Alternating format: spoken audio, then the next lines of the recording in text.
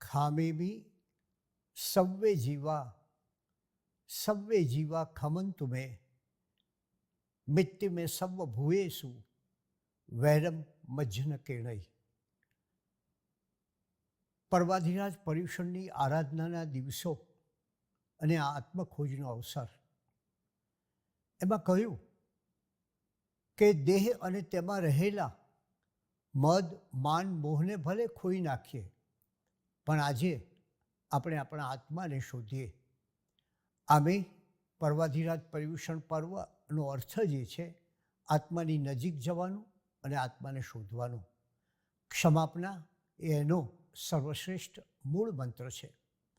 અને આજે આ સંવત્સરી દિને આપણે સાચા દિલની ક્ષમાપના વિશે વિચાર કરીએ. વેરના અંધકારમાં, દ્વેષના દાવાનળમાં, બદલાની બુરી ભાવનામાં વિહરતા માનવીને માટે આજે આત્મીય પ્રેમને કાજે પ્રાયશ્ચિત્તનું એક મેઘધનુષ ભર્યું પર્વ ઉગ્યું છે. દીપાવલીના પર્વે એટલે કે દિવાળીએ નફા તૂટાનો હિસાબ કરવામાં આવે છે, એ જ રીતે સંવત્સરી પર્વનો પણ અર્થ છે એક વાર્ષિક પર્વ. આ દિવસે વર્ષભરના સારા નરસા કાર્યોનું આપણે સરવૈયું કાઢીએ અને પછી જે ખોટા કાર્યો થયા હોય એમાંથી મુક્તિ મેળવવાનો નિષ્ઠાપૂર્વક પ્રયત્ન કરીએ છીએ. આપણા આગમશાસ્ત્રોમાં 3 વેપારીનું દૃષ્ટાંત આપ્યું છે. આ જગતમાં જીવતા માનવીઓ એને આ 3 વેપારીના દૃષ્ટાંતથી બતાવવામાં આવ્યા છે. આમાં કહેવામાં આવ્યું છે એ કે 3 વેપારીઓ સરખી મૂડી લઈને વેપાર કરવા માટે નીકળ્યા. દેશ દેશાવર ઘૂમીને ઘણા દિવસે સૌ પાછા ફર્યા. પહેલો વેપારી હતો એ મૂળ મૂડી બમણી કરીને પાછો આવ્યો. બીજો કંઈક એવો મંદીમાં ફસાયો કે મૂળ મૂડી માંડ સાચવીને પાછો આવ્યો. અને ત્રીજો વેપારી તો નુકસાનીમાં ડૂબી ગયો. કમાણીની વાત તો દૂર રહી, પણ એ જે મૂળ રકમ લઈને ગયો હતો એ પણ ખોઈને આવ્યો. આપણા ગ્રંથો કહે છે આ 3 વેપારી જેવા આ સંસારના જીવો છે. પહેલા પ્રકારના જીવો મનુષ્યત્વ રૂપી મૂળ મૂડીને જાળવે છે અને એ ઉપરાંત એમાં પૂજ્યતાને પામે છે, એટલે કે એમાં વિશેષ વધારો કરે છે. મનુષ્ય જીવનમાં સદાચાર, શીલ અને વ્રત પાળીને એ મુક્ત બને છે. બીજા પ્રકારના જીવો એ મુક્ત નથી બનતા, એ કક્ષાએ પહોંચતા નથી, એ ઉર્ધ્વતાએ પહોંચતા નથી, પણ પોતાનું મનુષ્યત્વ જાળવી રાખે છે, સાદા આચારો પાળે છે. અને ત્રીજા પ્રકારના જીવો તો એવા છે કે જે મનુષ્યત્વ ખોઈ નાખે છે, અનાચારી અને દુરાચારી બને છે અને નરકના ભાગી બને છે. પર્વાધિરાજ પર્યુષણના આ દિવસો એ આંતરખોજના દિવસો છે. શા માટે જરૂરી છે આંતરખોજ? માણસની આંખ સતત બહારના જગતમાં ઘૂમતી હોય છે. માણસ સતત બહાર ભ્રમણ કરતો રહે છે. બહારની દુનિયા જોવી પણ સરળ હોય છે. એને માટે નજર હોય તો ચાલે, દ્રષ્ટિની જરૂર નથી. આપણી ઇન્દ્રિયોનું મુખ પણ બહારના જગત તરફ, બહારની દુનિયા તરફ વિશેષ રહેતું હોય છે. પરંતુ પર્વાધિરાજ પર્યુષણના દિવસોએ આત્મનિરીક્ષણના દિવસો છે. આપણા વ્યવહારથી અનેક જીવોને દુભવવાનું બને છે. એમની તરફ જાણતા કે અજાણતા અન્યાય, અનાદર કે અપરાધ થઈ જાય છે. વેર, વિરોધ કે વૈમનસ્ય જન્મે છે. આ બધાનો વિચાર કરીને એ ભૂલ ભર્યા માર્ગેથી પાછા વળવાની વાત એટલે સંવત્સરીની યથાર્થતા. એમની ક્ષમા માગવી, એમની સાથેના વેર અને વિરોધ ત્યજી દેવો, એટલું જ નહીં પણ એમની સાથે મૈત્રી ભાવ કેળવો એ ક્ષમાપનાનો હેતુ છે. ક્ષમાપનાના મંત્રમાં બે વાત છે. એક ક્ષમા માગવી અને બીજી ક્ષમા આપવી.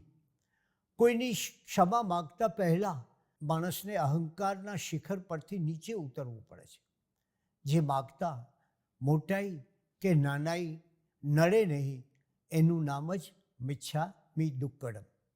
અહીં બધા આગ્રહો, પૂર્વગ્રહો, પદ અને મોટાઈ મટી જાય છે. ક્ષમા માગવાની ઉત્તમ ભાવના તો જ્ઞાનના ભંડાર અને સાધુતાના અગાધ જ્ઞાની ગુરુ ગૌતમ સ્વામીના જીવનમાં આપણને જોવા મળે છે. એકવાર ભગવાન મહાવીરના પડછાયા સમા એમના પટ્ટ શિષ્ય ઇન્દ્રભૂતિ ગૌતમ ખુલ્લા પગે અને ઉઘાડા મસ્તકે ભિક્ષા વહોરીને પાછા ફરતા હતા. દિગંત વિજયી ગૌતમના મુખ પર એક અપાર નમ્રતા તરવરતી હતી. એમના જ્ઞાનનો ગર્વ ગળાઈ ગયો હતો.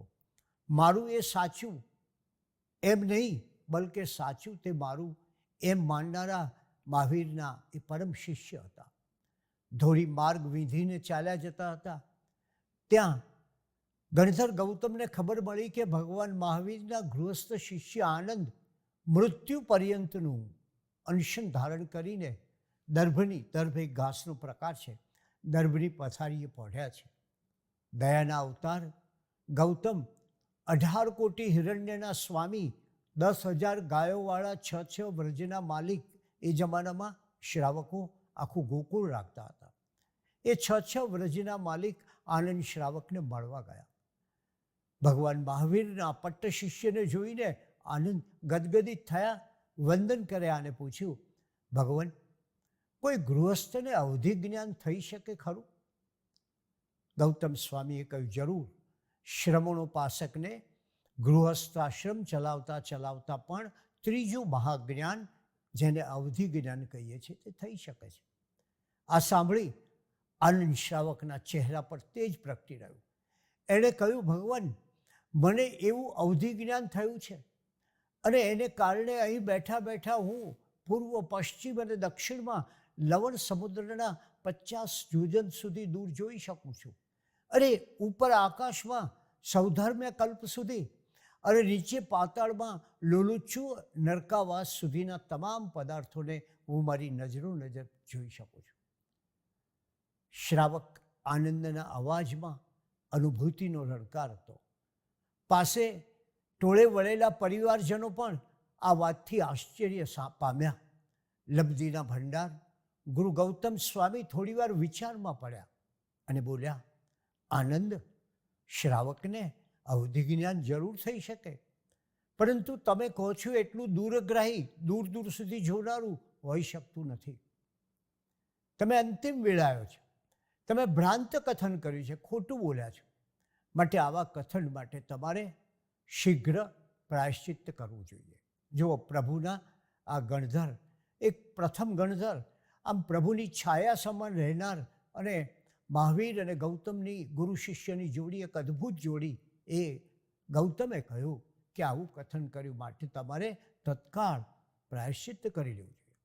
શ્રાવક આનંદ, શ્રાવક પણ જેવો તેવો નહોતો. એને પોતાના દર્શનમાં શ્રદ્ધા હતી. એમણે કહ્યું, ભગવાન, પ્રભુ મહાવીરના શાસનમાં સત્ય બોલનારને માટે પ્રાયશ્ચિત્ત છે ખરું? ના. તો પછી આપે જ પ્રાયશ્ચિત્ત કરવું પડે. તમે જો, એક શ્રાવકનું ખમીર, આપે જ અસત્ય કથન કર્યું, એમ આનંદે આત્મવિશ્વાસથી કહ્યું. શ્રમણોપાસકના વિધાને ગુરુ ગૌતમને ક્ષણભર વિમાસણમાં નાખી દીધા.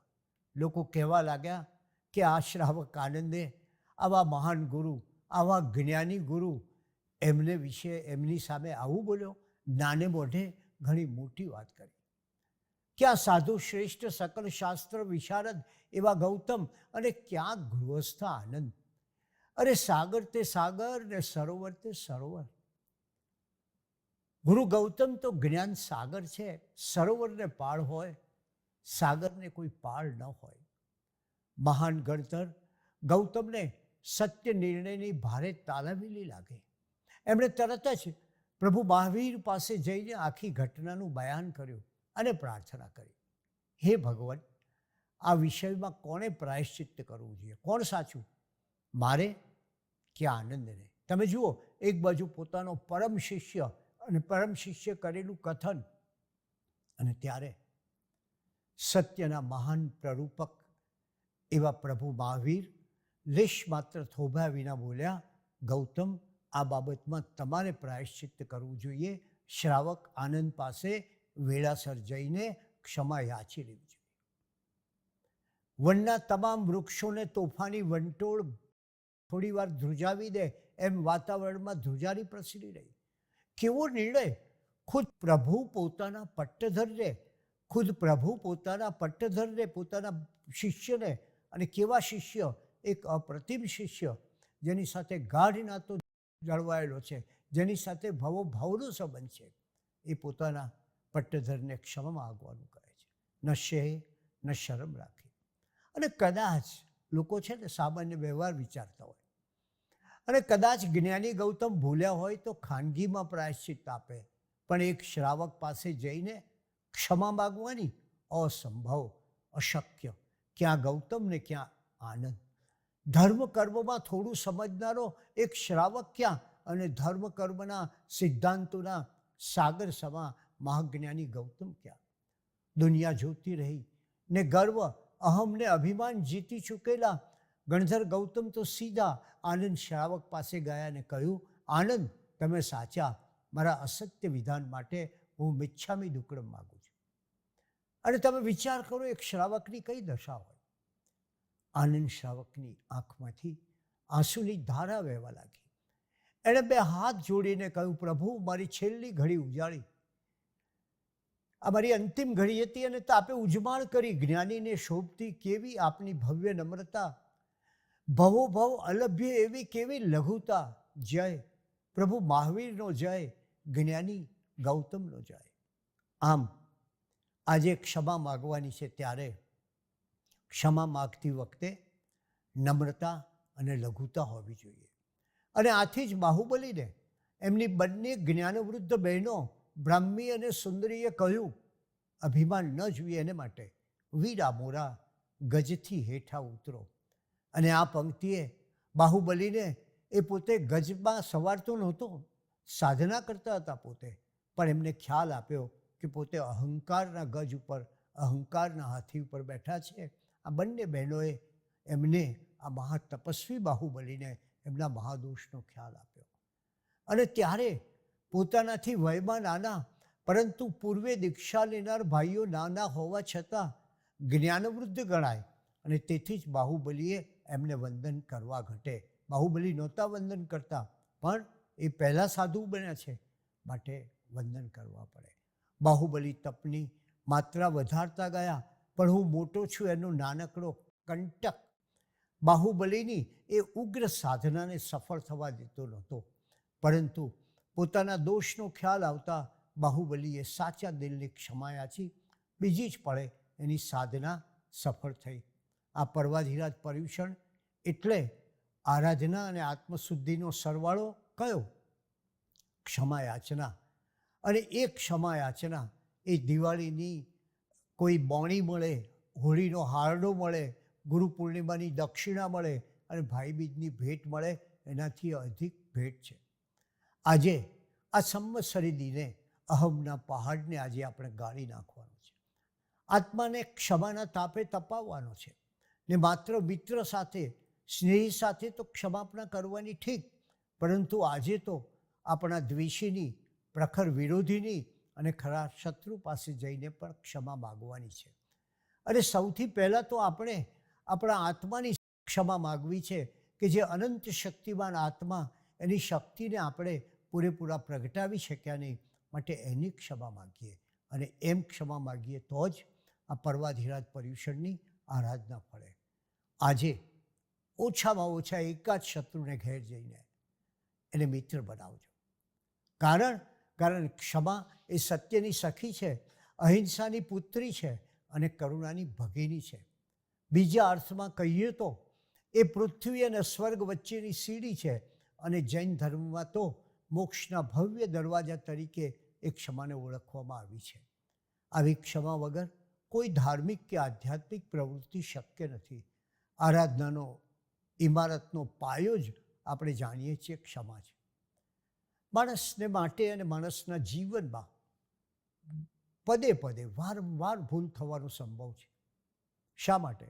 ધન માટે, માન માટે, મોહ માટે, કાંચન માટે, ક્લેશ માટે કંકાસ થયા. અને ત્યારે આવો કંકાસ થાય ત્યારે ભલે એણે પોતે વિચાર કરવો જોઈએ કે મારે હવે આજે દિલના કંકુથી અને દેહની કલમથી આત્મભાવનાના અક્ષરે ક્ષમાપના કરવી જોઈએ.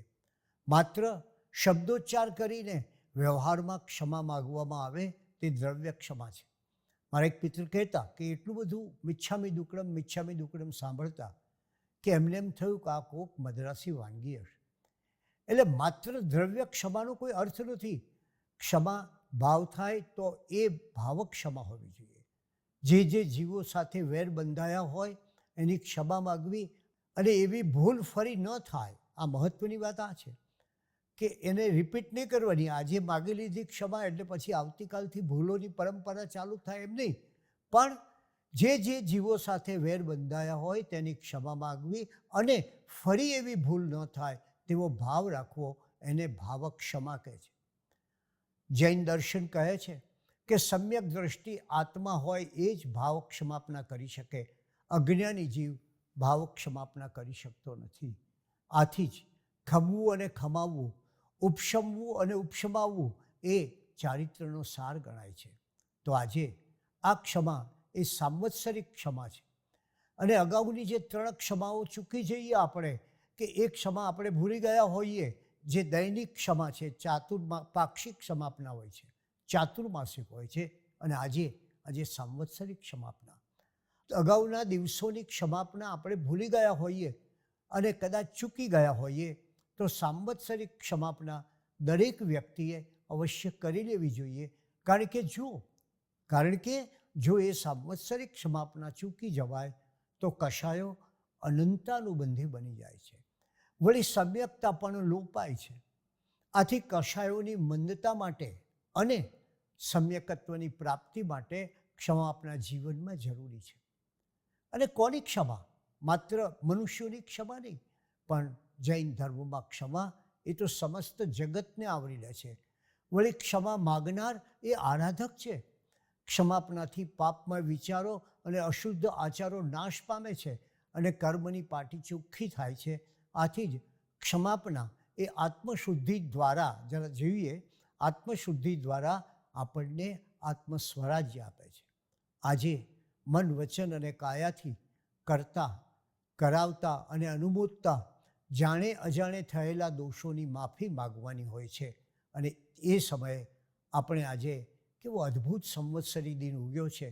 વેરના અંધકાર ભર્યા કૂવામાંથી, દ્વેષના દાવાનળમાંથી, બદલાની બુરી ભાવનામાંથી જીવતા માનવીને માટે આજે એક પ્રાયશ્ચિત્તનું પર્વ પ્રગટ થયું છે.